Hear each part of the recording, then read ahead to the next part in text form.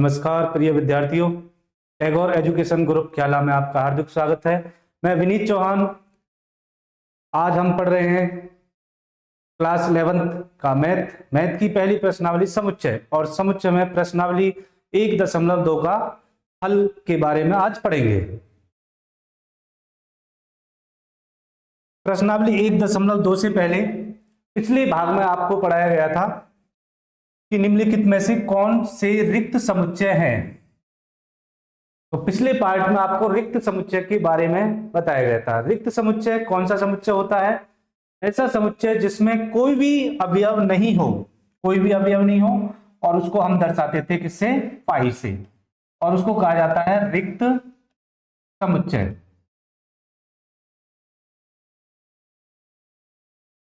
अब पहला प्रश्न प्रश्नावली का इस प्रकार है, निम्नलिखित में से कौन से रिक्त समुच्चय के उदाहरण हैं?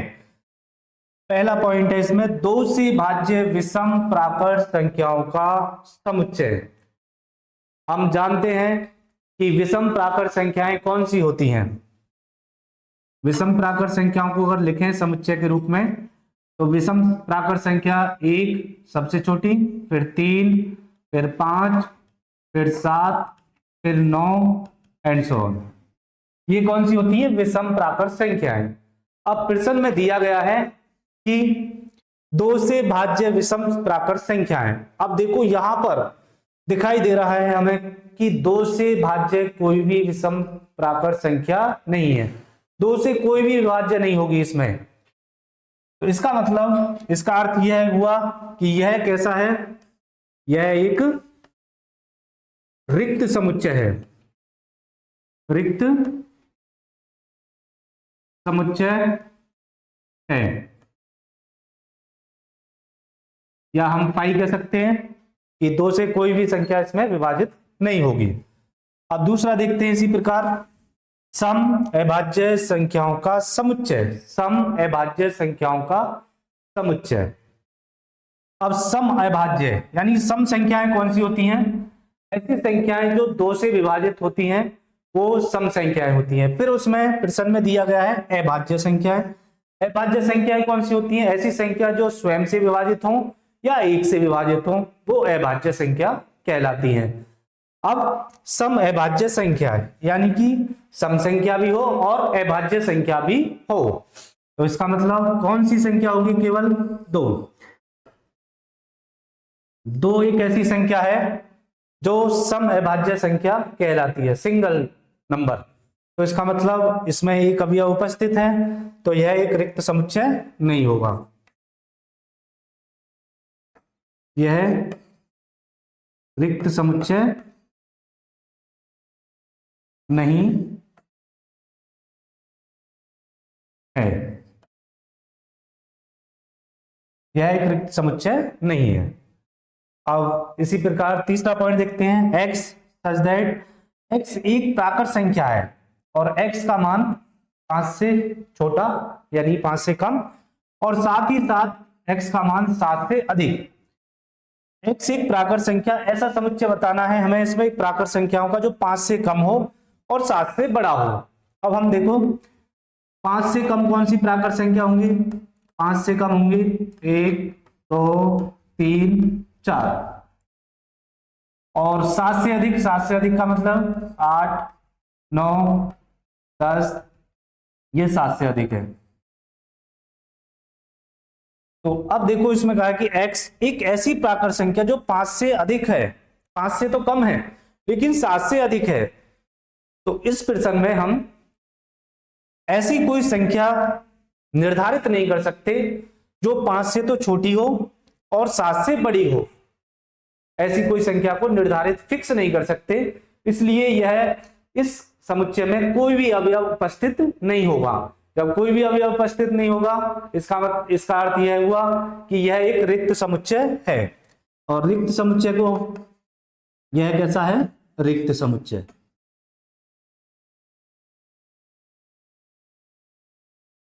यह एक रिक्त समुच्चय है, या कह सकते हैं पाई। अगला देखते हैं फोर्थ पॉइंट इसी टाइप से, x जो कि x किन्हीं 2 समांतर रेखाओं का उभयनिष्ठ बिंदु है।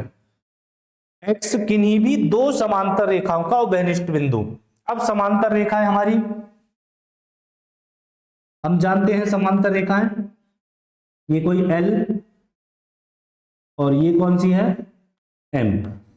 दो समांतर रेखाएं, समांतर रेखाओं का उभयनिष्ठ बिंदु। अब समांतर रेखाएं कहीं भी है आपस में काटती नहीं है, एक दूसरे को नहीं काटती, प्रतिच्छेद नहीं करती। जब ये प्रतिच्छेद नहीं करेंगी तो उनका कोई भी उभयनिष्ठ बिंदु नहीं होगा। उभयनिष्ठ बिंदु नहीं होगा तो इसका मतलब क्या हुआ, यह है एक रिक्त समुच्चय है।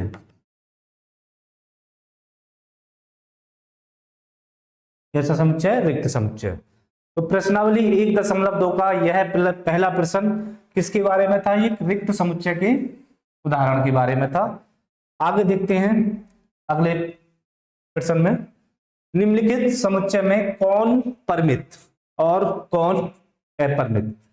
हमने पिछले भाग में परिमित और अपरिमित के बारे में आपको बताया कि परिमित और अपरिमित क्या होता है। परिमित क्या होता है कि ऐसा समुच्चय जिसमें अवयवों की संख्या कैसी हो, निश्चित हो, उसको परिमित समुच्चय कहा जाता है। कैसी हो, निश्चित।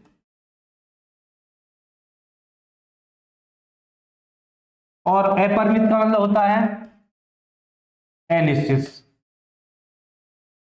संख्या, ये होते हैं अपरिमित। अब दूसरे प्रश्न का पहला पॉइंट है वर्ष के महीनों का समुच्चय। वर्ष के महीनों का समुच्चय। अब वर्ष में हम जानते हैं कि महीने की जो संख्या होती है वो 12 होती है। इसका मतलब काउंटेबल, गिन सकते हैं, फिक्स होती है, जो कहां से स्टार्ट होगी, जनवरी, फरवरी, मार्च, अप्रैल, मई, जून, जुलाई,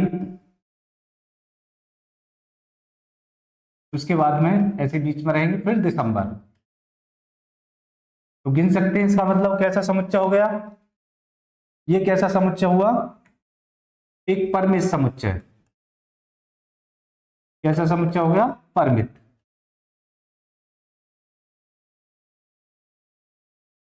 दूसरा पॉइंट देखेंगे, 1 2 3 डैश डैश आगे लगे हुए हैं। इसका मतलब 1 2 3 के बाद में डैश लगे हुए हैं। आगे हमें इसके बारे में कोई निर्धारण, इन अंकों को निर्धारण नहीं कर सकते, कोई फिक्स वैल्यू नहीं है इनकी, कोई भी कहां तक इनका एंड पॉइंट है, कहां ये खत्म हो रही है। इसका मतलब यह कैसे है, अपरिमित समुच्चय। ये अपरिमित समुच्चय है। तीसरा पॉइंट देखते हैं, 1 2 3 डैश डैश 99 100। अब देखो 1 से स्टार्ट हो रही है संख्या और कहां जाकर खत्म हो रही है, 100 पर। इसका मतलब काउंटेबल है, फिक्स वैल्यू है, गिनने योग्य है। तो गिनने योग्य है, इसका मतलब क्या हुआ, ये परिमित समुच्चय। कैसा होगा, परिमित समुच्चय। 100 से बड़े धन पूर्णांकों का समुच्चय। 100 से अधिक धन पूर्णांकों का समुच्चय। तो 100 से बड़े क्या होंगे, कोई समुच्चय लिखे हम, धन पूर्णांक 101, 102, 103, 104 एंड सो ऑन। कोई हमें इसके बारे में पता नहीं है ये कहां तक है। 100 से बड़े, हजार, लाखों में, 10,000 के रूप में। तो इसका मतलब ये कैसा समुच्चय हुआ, अपरिमित समुच्चय।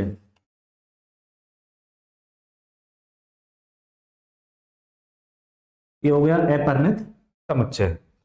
अब देखते हैं 99 से छोटे अभाज्य पूर्णांकों का समुच्चय। 99 से छोटे अभाज्य पूर्णांकों का समुच्चय। अब 99 से छोटे अभाज्य पूर्णांक, जो अभाज्य, तो अभाज्य संख्या कहां से, 2, 3, 5, 7 एंड सो ऑन, और 99 से छोटे, तो 99 से छोटे 89। इसका मतलब इनको हम गिन सकते हैं, फिक्स वैल्यू है। जब ये फिक्स वैल्यू है, गिनने योग्य है, तो इस कौन सा समुच्चय हो गया ये? परिमित समुच्चय। कौन सा हो गया? परिमित समुच्चय। ठीक है, तो ये दूसरा प्रश्न इस प्रश्नावली का 1.2 का, जिसमें परिमित और अपरिमित के बारे में पूछा गया था। अगला है, ये भी इसी टाइप का है। निम्नलिखित समुच्चयों में से प्रत्येक के लिए बताइए कौन परिमित और कौन अपरिमित। परिमित और अपरिमित के ही बारे में इसमें बताना है। एक्स अक्ष की समांतर रेखाओं का समुच्चय, हम जानते हैं एक्स अक्ष और वाई अक्ष के बारे में। जब दो रेखाएं परस्पर लंबवत एक दूसरे को एक बिंदु पर काटती हैं लंबवत, तो ये अक्ष एक्स और ये वाई अक्ष। एक्स अक्ष के समांतर रेखाएं, एक्स अक्ष के समांतर रेखाएं हम खींचिए।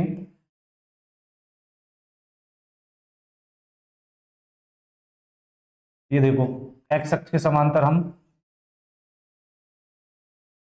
काफी रेखाएं खींच सकते हैं। तो जब ये काफी रेखाएं खींच सकते हैं, तो ये कौन सा समुच्चय होगा इस टाइप का? अपरिमित। अपरिमित समुच्चय।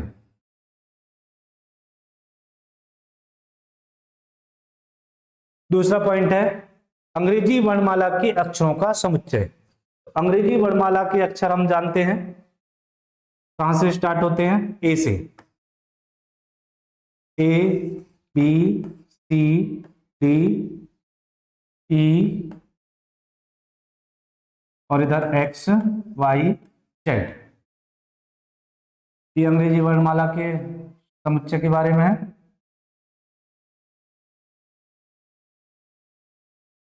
तो ये कैसा समुच्चय हो गया?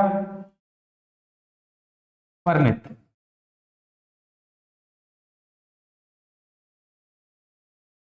क्योंकि अंग्रेजी वर्णमाला में 26 लेटर होते हैं, हम जानते हैं इसके बारे में। उन संख्याओं का समुच्चय जो 5 के गुणज हों, उन संख्याओं का समुच्चय जो 5 के गुणज हों। तो 5 के गुणज यानी कि 5 के पहाड़े से 5 से विभाजित हों, तो एक समुच्चय।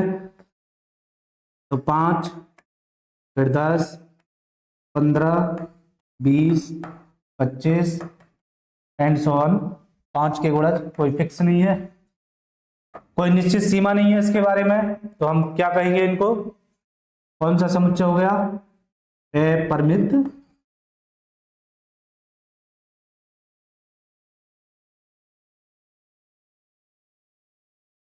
अपरिमित समुच्चय।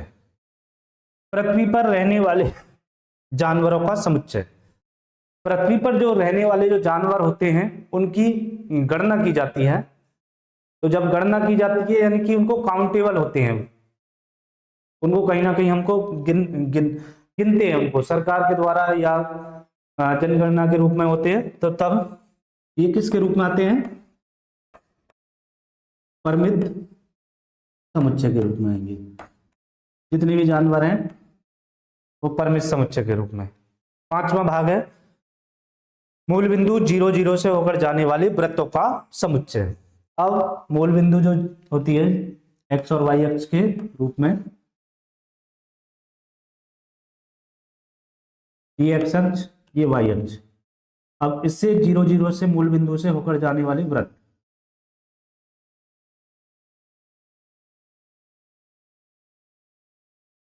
ऐसे हम खींचते रहेंगे।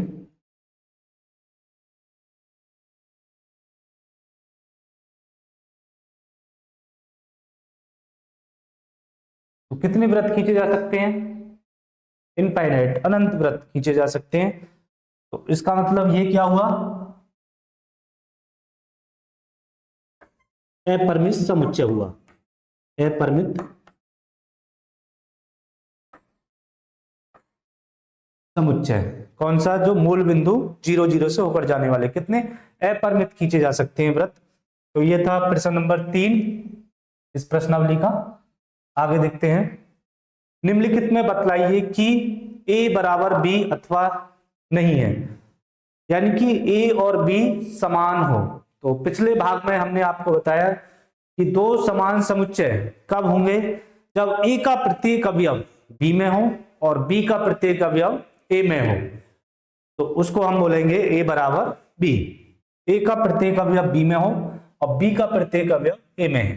तो यहां चेक करते हैं पहले पॉइंट को, एक a दे रखा है, b भी दिया हुआ है, c भी दे रखा है, d भी दे रखा है। इसका मतलब a का प्रत्येक अवयव b में है और b का प्रत्येक अवयव a में है।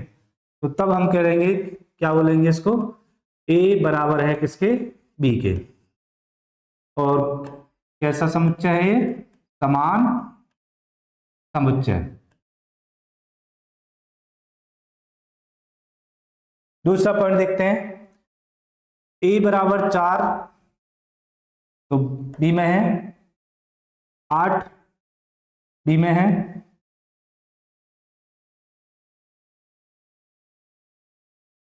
16 b में है, 12 a में है लेकिन इसमें नहीं है।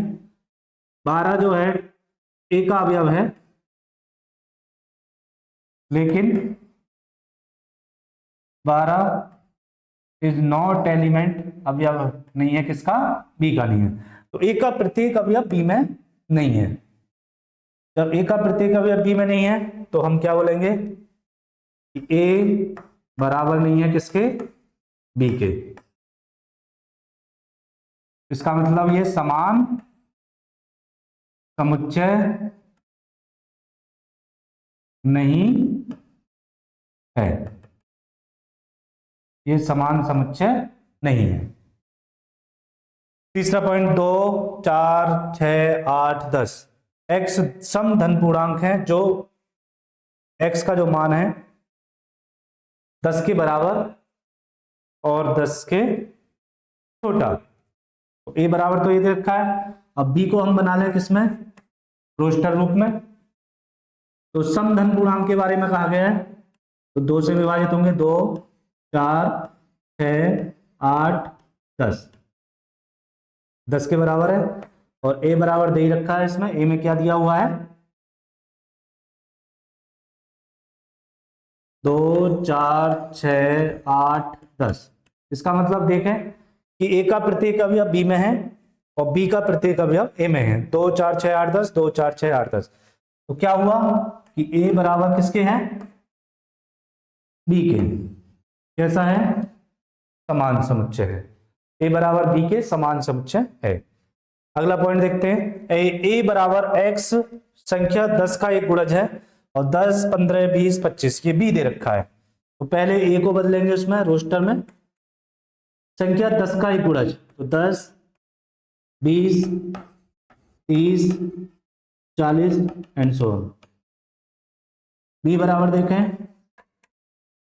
10 15 20। अब देखो 10 a में है, b में भी है, 20 a में भी है, b में भी है। a का प्रत्येक अवयव b में तो है लेकिन b का प्रत्येक अवयव a में नहीं है। 15 जो है 15 b का अवयव है लेकिन 15 a का अवयव नहीं है। तो a का अवयव नहीं है, इसका मतलब क्या हुआ कि a बराबर नहीं है किसके, b के। ये समान समुच्चय नहीं है। तो ये था प्रश्न संख्या 4 इस प्रश्नावली का। आगे देखते हैं, आगे भी यही है, 5वां पॉइंट है, क्या निम्नलिखित समुच्चय युग्म समान है, कारण सहित बतलाइए। तो समान समुच्चय के बारे में बताना है। तो a बराबर दे रखा है 2 और 3 और b में दे रखा है एक समीकरण x स्क्वायर 5x + 6 का एक हल है। तो पहले इस समीकरण को क्या करेंगे, हम सरल करेंगे और उसमें से मूल ज्ञात करेंगे जो b के अवयव रहेंगे। x² + 5x + 6 = 0। द्विघात समीकरण है, गुणनखंड कर लें इसके। 3x प्लस 2x प्लस 6 बराबर 0। यहां से जोड़ा बनाएंगे इसका, x कॉमन लें, x प्लस 3, यहां से 2x प्लस 3 बराबर 0। तो यहां से आ गया x प्लस 3 और दूसरा क्या आ गया x प्लस 2 बराबर 0। x के दो मान मिलेंगे, कौन कौन से, x प्लस 3 बराबर 0 यदि, तो x बराबर आ गया माइनस के 3। दूसरा आएगा x प्लस 2 बराबर 0, तो x बराबर आ गया माइनस के 2। तो ये आ गए इसके मूल। तो b बराबर क्या आया, b बराबर आया -3 -2। अब a बराबर क्या दे रखा है, देखो 2,3 दिया हुआ है।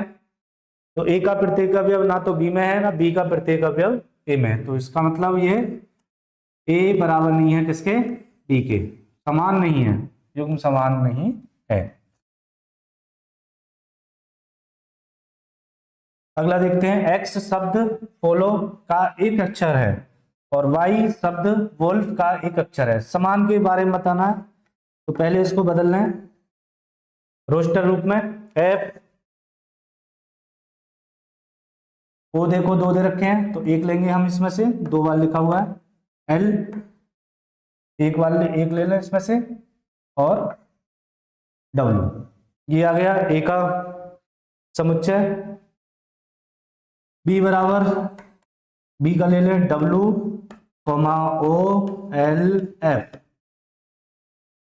f o f a में है b में भी है, o a में है b में है, l a में है b में है, f a में है b में है। इसका मतलब क्या हुआ कि a बराबर है किसके, b के। a और b बराबर कैसे हैं, समान समुच्चय है। तो ये हो गया समान समुच्चय के बारे में 5वां पॉइंट, प्रश्न नंबर 5। और लास्ट प्रश्न इसका, नीचे दिए हुए समुच्चय में समान समुच्चय का चयन कीजिए। अब a बराबर 2 4 8 12, b बराबर 1 2 3 4 दिया हुआ है, 4 8 12 14, 3 1 4 2, 1 -1, f बराबर 0 1, g -1 और h 0 1। अब हमें बताने हैं कि इसमें कौन कौन से समान समुच्चय हैं। देखो 2 4 8, तो यहां पर 4 8 12 दे रखा है, 4 8 12, लेकिन 14 नहीं है, तो ये समान नहीं हो सकते। फिर उसके बाद में देखते हैं 1 2 3 4, 3 1 4 2, तो ये दोनों कैसे हैं, दोनों के अवयव मिल रहे हैं। a बराबर क्या है, 1 2 3 4, b बराबर क्या है, 3 1 4 2। तो a का प्रत्येक अवयव b में है और b का प्रत्येक अवयव a में है। तो इसका अर्थ क्या हुआ, a बराबर b। a बराबर b नहीं, सॉरी, ये b है